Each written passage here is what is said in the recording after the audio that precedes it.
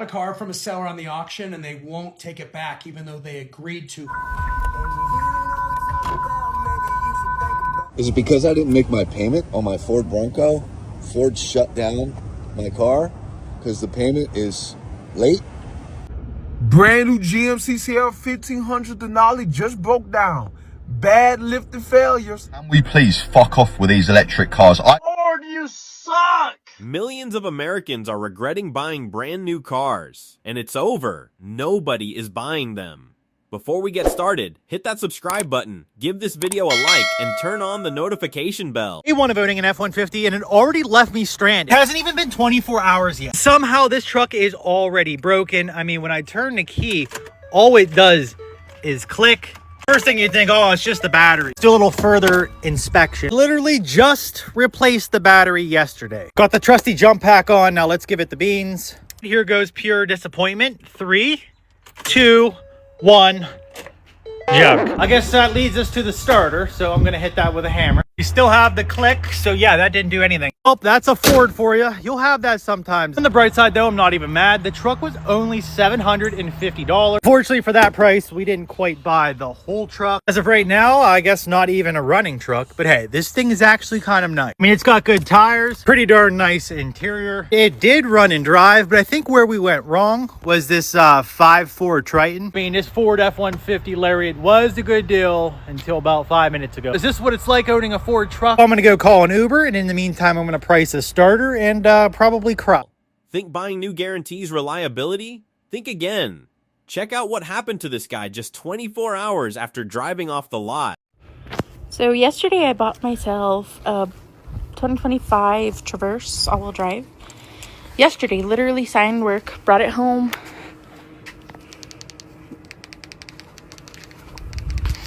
Now, today, come in, you can see right here, nothing, completely dead. No sounds when I unlock, lock, nothing, brand new. Well, new to me, I guess I should say. Yeah, beware of the Chevy Traverse. And if you think spending close to 6 figures on luxury protects you, you're in for a reality check. Watch this. So this is our brand new 2022 Escalade that we just bought 2 weeks ago. This piece of crap, while going down the toll road, 75 miles an hour, completely blew transmission. Every single thing went out on this car. Everything. The entire thing went black. No gas. I was pushing the SOS button. It wouldn't go through. It wouldn't turn on. OnStar wouldn't turn on. I couldn't even put the flashers on. So I'm literally driving down the tollway, 75 miles an hour, halfway hanging out of this thing, waving people down to get me help because I couldn't get this freaking car to stop or turn on. Total bullshit Cadillac. It gets worse. Not only are these cars breaking down immediately, but the dealerships are completely washing their hands of the problem. A car from a seller on the auction and they won't take it back even though they agreed to 4 months ago. We returned a Model S to you all the way back in November 25th. And we just got a call and text from them now that the car's still sitting there. We need to get this taken care of. Hey, why are you being dishonest about this? Well, I see that you guys arbitrate a bad battery. You didn't have a bad battery. You have a loose wire. We took it to Tesla and they fixed it. No, listen, the car couldn't leave the parking lot. So the alerts said it had a bad battery. So before the car even got picked up, we filed arbitration because we don't have any rights. Take me to court. No, I'm not going to take you to court. I'm just asking you to do the right thing. Your text messages tell them it's okay to unwind it because the only guy we had pick it up couldn't get the car to move. One wire, okay, I've got to do this battery. Listen, I didn't know that. So we agreed, I have it in writing, send them my text message that I approved it for a courtesy unwind. Yes, and then you guys send a driver to pick up a car. No, we didn't. You have the title. You already paid for the car. I don't have the title. I'll overnight FedEx you the title right now. Listen, I'm just trying to get you to do what we agreed to. How much you paid for it? We paid for it $21,440. Does it including extra fee, right? Yeah, that's the total price. Let me see if I can find the fee. $400. Yeah, I sold it for 21 grand. As long as I get back 21,440, that's all I'm asking, man, is just for you to honor the agreement that we had. Tomorrow I'll be on it. If anything, I'll buy it. Okay, thank you, Boris. I appreciate it. Take us to court. That's how they treat a customer who just spent tens of thousands of dollars.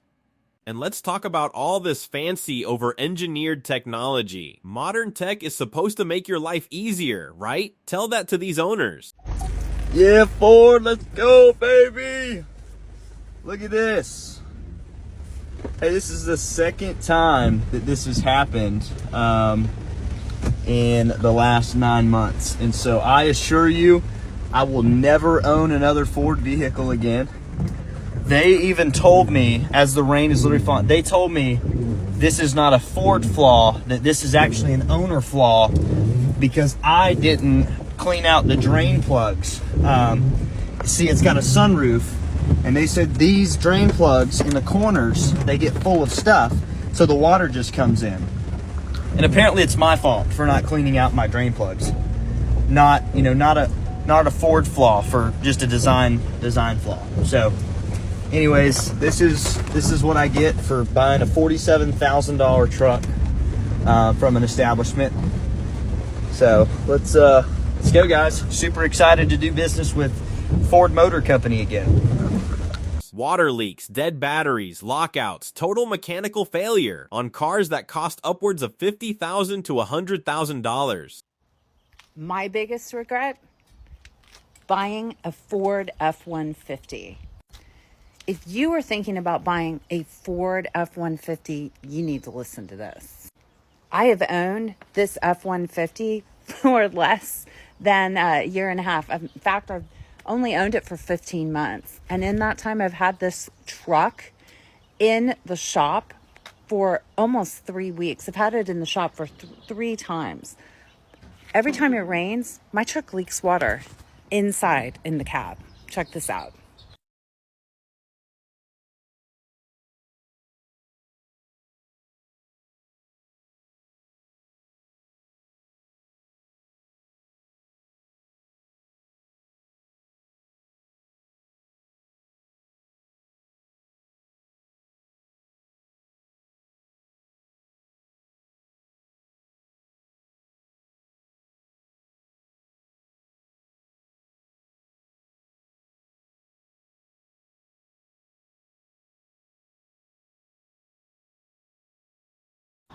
Each time I take it to the dealership, they tell me it's fixed. But no, they can't fix it. So if you are thinking about getting an F-150, don't.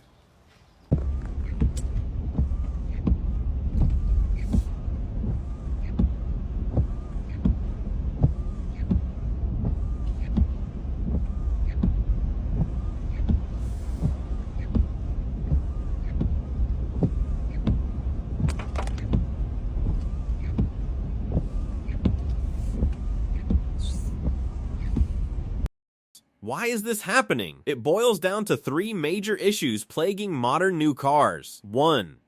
Rushed production and bad quality control. Automakers are pumping out vehicles faster than ever with cheaper materials.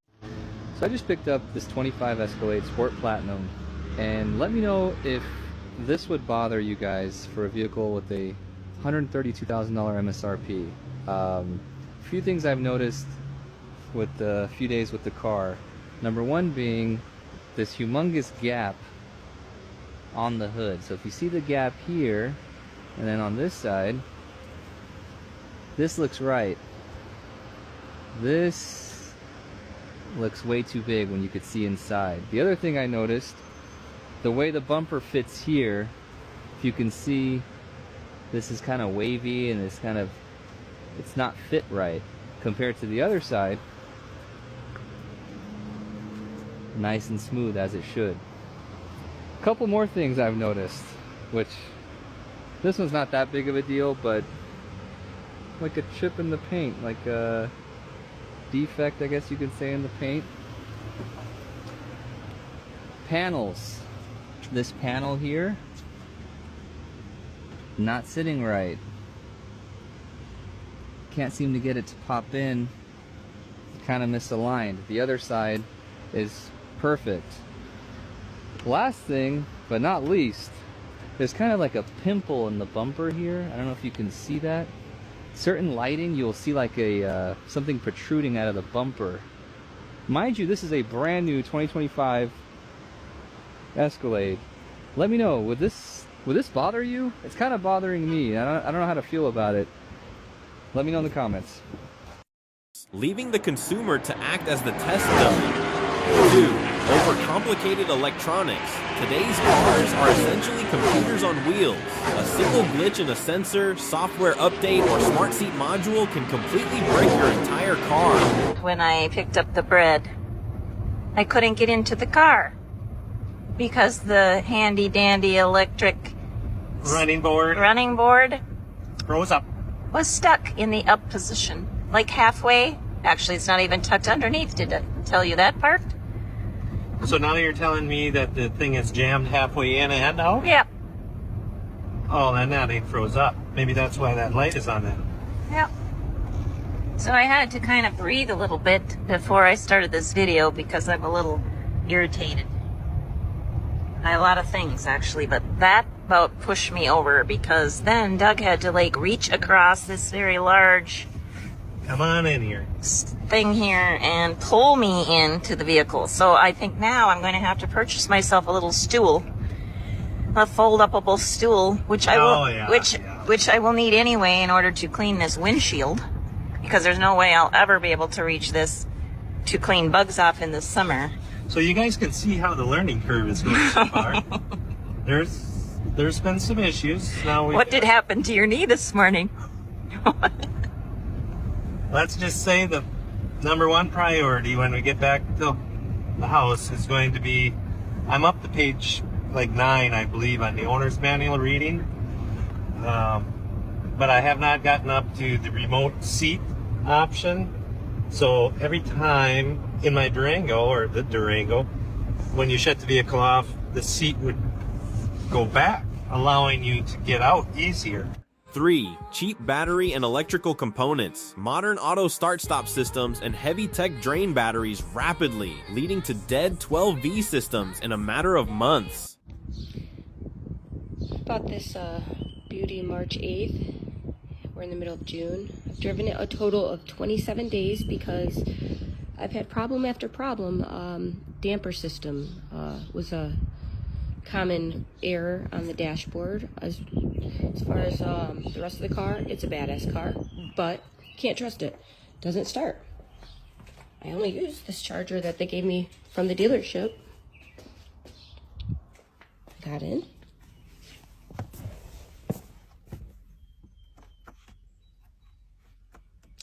Nothing, as always. I'm not sure. They're probably going to tell me that it was another update needed, or the update didn't take, or it's the battery, the V12 battery. Again, at what point do we just admit that we sold someone a lemon? I'm losing lots of pay at work because I keep leaving work. Again, I had to call off again today because the thing won't start. So not only am I losing money at work and income, but hopefully I don't lose my damn job over this. What should you do instead? Avoid model year 1 and 2. Never buy a completely redesigned car in its first 2 years on the market. Let other people deal with the recall headaches. This is the type of bullshit you deal with when you buy cars at a fucking dealer auction. All right, so I bought this 2017 Subaru Crosstrek. All right, it's just beautiful with 93,000 miles. Okay, so they put this car green light. Okay, that means they warranty the engine and the transmission. All right, so you know, I bought the car, I drove it at the auction, the car drove good. I drove it to my dealer, the car drove good. All right, so I have it here at my dealership, and let me show you what I found. All right, this is the warranty I was showing you. Santander 7. They give you 7-day warranty. Perfect. I'm like, all right, all happy I bought this car. Listen, I come here and I'm like, does this car have any coolant? Man, what the fuck is that? Look at this. Look at this. There's oil in the coolant. Look at this. You open this fucking cap up. All right, look at this. This is nasty. This is all fucking oil. There is no coolant. It's straight up oil. I don't know how this car hasn't blown up the engine. But can you believe that shit? So now I have to go back to the auction, take the car back, and put it in arbitration. And arbitration is a fucking headache. Obviously, the auction doesn't want to take the car back. They will do anything so that I get stuck with the car. But the car supposedly has a 7-day warranty, but that's straight bullshit. You have to go in there and fucking fight and tell them that this car doesn't fucking work and it's supposed to be warranty, but they will do anything and everything not to take it back. So it's just another headache, all right? It's just the life of owning a car dealership. Just wanted to show y'all. See y'all in the next video. Hopefully they take it back. I'll keep you guys updated. Get an independent pre-purchase inspection, even if a car is brand new or barely used. Have a trusted third-party mechanic run a diagnostic scanner on it before signing. Escalade is blowing up again. We just got a new motor put in. I haven't had the car out of the shop for a week, and she's already ticking. She will not change into gear like when you go. So yeah, I have to trade the car in. I bit off all my nails last night because my nurse has been absolutely tore all up. I peeled off my toenail polish. I've been sick since Sunday. I have not left the house whatsoever, zero, since Sunday. It is Friday. It is now Friday and I've not left the house. I'm going absolutely insane. I'm also on my way right now to go meet a mobile hairdresser. I'm yelling for absolutely no reason. Yeah, this is just me. So yeah, TGIF. Thank God it's Friday, y'all. Thank God it's Friday. Tomorrow morning we are getting nails done. We are getting back on track. Yeah, we're gonna go get this hair done. But in the meantime, can you drop me a comment below and let me know what a good reliable car is? Look at Gently Used. Cars built a few years ago often have the mechanical bugs worked out, better build quality, and you won't suffer that massive 20-30% depreciation hit the moment you drive off the lot. I do not care how rich or wealthy my wife and I get, I am never buying a new car. Let's talk about it. The reason I'll never buy new cars is they go down in value like a rock. I took this data from George Camel at Ramsey Solutions, and you can see we start with a $48,000 car. After 1 month, 10% of your money gone. After 1 year, 20%. After 4 years, 51%. Over half of the value of the car is gone. I'm not saying you can't buy new cars, but for me, I don't want to put a lot of my money in depreciating assets overall. And so we buy typically in that 3 to 5 year used car window. Yes, we could go older. I understand that, but I just don't want to buy a new car and watch that thing drop like a rock. You got to make your decisions, but at least know the math behind it. That's a big piece of finance overall. So new cars, they're not for me, and that's okay. That's not where I need to show my flash or whatever. I just want to make sure I'm making a smart financial decision, that you know the facts behind it as well. Hopefully that makes sense. Chris Lee, Everyday Finance, and I will see you guys not in a new car, but in the next one. The bottom line? Stay away from brand new vehicles right now. The price tag does not match the quality, and dealerships will leave you high and dry the moment something goes wrong. Okay, so I have a 2020 Ford Explorer, not even 100,000 miles on it. I have had so many issues with this truck. I can't even tell you like what I fixed because it just goes on and on. Lately, well, actually for the past like year, my check engine light comes on and it says the knock sensor fault. Okay, so I replaced the knock sensors 3 times in this truck and it's still coming up. Like my check engine light will come on sometimes, and then if I turn my car off, it will be off. Literally, it's to the point where my mechanic doesn't know what to do. I have started car shopping, but the interest rates and everything right now, everyone knows, is crazy. So, has anyone else had this issue with a 2020 Ford Explorer? Or is it just mine? Save your hard-earned money. Buy a proven, slightly used vehicle and protect your Brand new GMC CL 1500 Denali just broke down.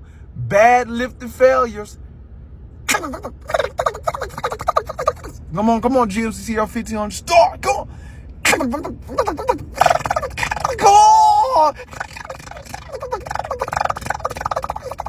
You see the engine? Come on! You still beat your truck. Start!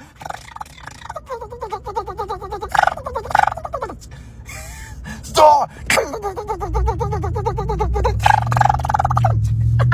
Wallet. What do you guys think? Have you had a nightmare experience with a brand new car recently? Drop your stories in the comments below. Don't forget to like, share, and subscribe for more real auto news. See you in the next one.